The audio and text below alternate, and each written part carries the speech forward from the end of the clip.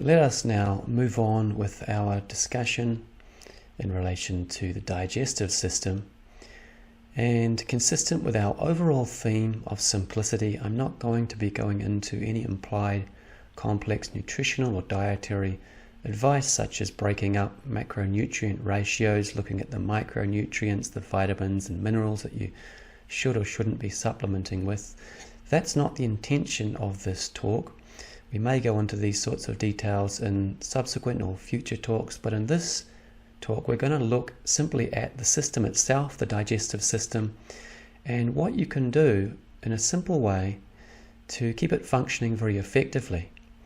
Now, in the previous section we looked at the cardiovascular, and we observed, didn't we, in relation to traffic and the boats in Venice and so forth, that fundamentally there needs to be passageways through which the energy can be delivered, and that if these are blocked up, such as is the case metaphorically with a traffic jam, this is what creates the majority of problems within the system.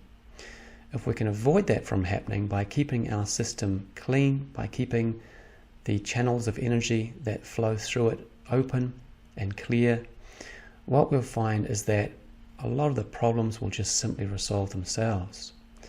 So first up, in relation to the digestive system, let's observe here that it is involved fundamentally in extracting nutrients and energy from the food and drink that we place into our mouths and subsequently moves down our throat, the esophagus here, this tube, into the stomach, where it's supported by digestive juices from the liver and pancreas, for example, and it moves into the small intestine here, where most of the digestion takes place. And soon we're going to go into the specific process of how that digestion takes place.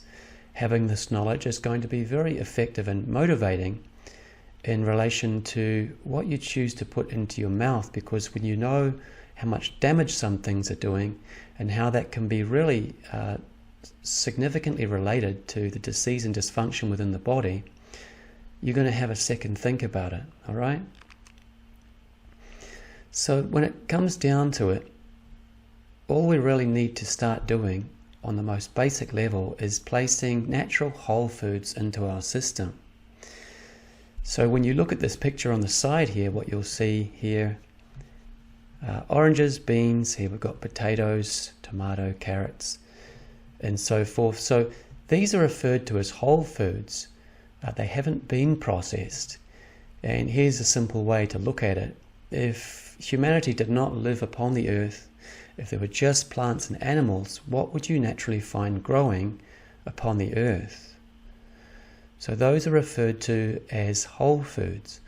And the more that we remove the foods from their original organic and whole state, the more complexity it is for the digestive system to handle it. And so if we look at the various man-made foods, as it were, the processed foods, these are the ones that are really blocking up our system. If you look on the image on the left here, you'll see familiar things, won't you? Fast food takeaways such as chips, burgers, there's a hot dog there, potato chips, we've got pizza, some onion rings and some sauce. So these are all representative of processed foods, aren't they? And of course, the reason that we're drawn to them is because often they have sugar in them, and people are generally referred to it, drawn to sweet things, but also salty things, flavoursome things, as it were. And so our taste sense can sometimes be our worst enemy. We can't blame the market, because people are out to make money, aren't they? They're out to run a business, and they're simply going to provide what the market sells. So it's up to us to educate ourselves and to be aware of what is being offered within the market and the impact that it has upon our system. Now, one of the great challenges associated with this is that we don't often recognize that the food that we're eating now and how we're feeling later is intrinsically connected. Part of becoming more self-aware in relation to dietary choices is noticing that these sorts of foods actually cause us to feel sluggish, sick, nauseous, and can sometimes even cause pain within the organ system. That's a direct indication, isn't it? At a later point of time. And if we don't draw the correlation with our past choices, we might just feel sort of ambiguously victimized. Oh, I've got this pain on the side. I didn't realize that I ate something horrible the night before. So keep that in mind as we move forward here. Now, more specifically, the digestion involves the breakdown and movement of nutrients across the intestinal wall and into the bloodstream. Now, we quickly reviewed that before, didn't we? It comes down here, it's assisted by the organs, and here is actually the small intestine where most of the digestion really takes place. After it's mostly digested, the rest of the leftover foodstuffs is going to be processed through here, the large intestine, before you can see how it exits out here through the anus. So let us now move on and have a look more specifically about what's happening in relation to digestion. So here's a zoomed in version of the gastrointestinal tract, or the GI tract. This is the esophagus, the tube coming down from your mouth. This is the stomach, where the food's initially broken down through enzymatic processes and stomach acid. And then that moves into, if I get my little mouse cursor to work again, the small intestine here. So let's take a look at this aspect here, and you can see that the small intestine is comprised of a very long tube. It's got multiple folds in it, and so if we were to cut just a section of that tube, say we take our scissors out and snip 10 centimeter section, it's going to look like this. And what you'll see here is that a cross-sectional view reveals these little finger-like projections that come from the inside of the intestine. Now, if we take a small section of that once more, and then we're going to zoom in again, this is what it's going to look like. And as we've zoomed in a bit further, we can now see that each of these finger-like projections that are referred to as villi, you see how they have blood vessels in them, don't they? You can see the arteries, you can see the veins, which are actually referred to as capillaries at this stage, when it's very, very small. And you can see here how this is actually the food. My mouse is really not behaving well today. Moves from the intestinal wall through into the bloodstream and gets to the rest of the body. So let's zoom in once again into one of these villi here. We're going to look at it with a bit of a closer view, expand it up here, and in a moment we're going to look at a more scientific, expanded picture of this, but this is a very sort of simple, symbolic one. I just want to point out a couple of things here. Here is a line of cells that is around the villi here. For food to get into the bloodstream, it must cross that cell wall and get, here we go, into the bloodstream. And this is a lymphatic vessel as well, which is involved in the digestion, or the digestion of fats. And if we move this on to a more involved sort of sciencey image here, we can see here is the intestinal epithelial barrier, it is called. In other words, the cellular wall around the edge, the inner edge of the intestine. And another thing that we want to observe here is that there is a protective layer of mucus coating the intestinal epithelial barrier. It might sound really fancy, but it's just really referring to that cellular wall that runs around the edge of these villi projections within the small intestine, right? And so what we have here is this mucoid layer around that, which actually gives protection to it, all right? Now, if we zoom in here, and we're not going to with the image, but if you look right here, you can see that these little micro projections coming off the edge of these villi, and these are referred to as microvilli. So what we see here as the villi, the little finger-like projections on the inside of the intestinal wall, these are represented on a very microscopic level along the edge of each of these. What this does is that it increases the cell, the overall surface area that digestion can take place. Now, obviously,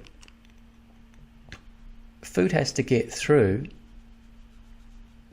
from here within the intestinal space across this mucoid layer to be able to get to here within the capillary network, where it can then enter the bloodstream. All right? So the intestinal epithelial barrier separates what is in the intestine from the rest of the body. There it is here, once again, the cellular wall. And if you are aware of this anatomy, then please bear with me. I'm just going to break it down into a very simple way so that everyone can understand it, whether you've been educated about it or not. All right? So to digest food, the nutrients must get across the epithelial wall or cell wall and into the capillary network, which merges with the bloodstream. So how is this going to happen? Here's our lovely piece of broccoli. Now, of course, on a microscopic level, after it's been through the stomach, broken down with stomach acid and enzymes and turned into a sludge essentially, once it's moving through the intestine, it's not going to look like a piece of broccoli, is it? It's going to be a molecule, but we're going to keep it here in a simple way to make it obvious what's happening. So this needs to shift across to here, to the capillary network, before it can be absorbed into the blood and thereby get to the rest of our system. All right? That essentially is digestion. Then you have the energy to move and the nutrients to replenish your cells. Simple enough, isn't it? But wait, there's more. The big problem is that artificially created processed foods contain undigestible elements that can block up the protective mucus layer. Obviously, these foods are familiar. We know that they're not good for us, but somehow we keep on gravitating back to them, don't we? So let us flip back to our little sciencey image here and once again see more deeply what's happening there. So here are our less preferable food choices, at least in relation to nutritional value, perhaps not taste sense. When we eat those, they are then circulating the intestinal system and they're going to attempt to move through the side of the cell walls, aren't they? But because they have all sorts of additives, if you look at the packet, for example, on these artificial foods, the fact that it's in a packet probably indicates that it may be processed. But if you see a big list of artificial elements that are inside there that you wouldn't find growing in nature, it's an indication that your body's probably not going to be able to digest this very well. So what these elements do, and these images are just symbolizing it, is that they move through and they get stuck, as you can imagine, in this mucoid layer. And what happens is that it produces a subsequent mucoid plaque that forms and impairs digestion, promoting inflammation and encouraging disease within the body. So in the previous talk, we looked at, if you recall, the cardiovascular system and how those LDL unhealthy fats, as they're perceived to be, can block up the inside of the arteries, forming a plaque and reducing the space through which the blood cells can move, and nutrients, which can become very problematic, such as they do in a heart attack or a stroke. So as this blockage relates to the digestion process, you can see that this is a major issue, because if we have a barrier here that's all blocked up with artificial things that we've placed into the body, then the food's going to have a real trouble getting across that and into the capillary network. Moreover, you can see these cells are now a bit upset, aren't they? That's called inflammation, because they're not able to do their job. They're being strained. It's a little bit like in our previous analogy with the traffic coming to the city. If there are all these cars coming through a road thoroughfare that's not wide enough, you get a traffic jam. What happens to the people? The people start shaking their fists, they start honking their horns, they start getting angry, and that irritation is symbolic of what's happening on this microscopic level. As you might imagine, the cells have a job to do, and there are little carrier proteins that need to get food across the cells. If they can't do their job because there's a traffic jam, because there's inflammation and everything's really tight, you know that when you get inflamed it becomes larger, doesn't it, which creates compression, and thereby can reduce the space through which little things can move, such as food molecules, this is going to be an issue, isn't it? And so with the correct approach, this issue can be neutralized, thus enhancing the regenerative processes of the body. If you can neutralize this, calm down that intestinal inflammation, and clear out the mucoid plaque, what you'll find is that nutrients can move across the cell wall. Here is our piece of broccoli here, and here it is moving across the cell wall into the capillary network. We've now got digestion happening, haven't we? The food has made it into our bloodstream effectively. All right? So now that it's in the bloodstream, and we're kind of semi-familiar with this from our cardiovascular talk, here's our food moving along the bloodstream. More specifically, this is how it gets into the cells. We looked at in the cardiovascular system the example in relation to Venice and how the people have to walk the items into the actual houses. So it's very similar here. Here's a much zoomed in picture of our nutrient here. It needs to move across the cell wall before it can be absorbed in the form of molecules and so forth and proteins, and thereby the cells can utilize this to create new proteins, to manufacture new cells, which regenerates our body. Yeah. As you might imagine, of course, if this doesn't take place effectively, your body won't be able to remodel itself.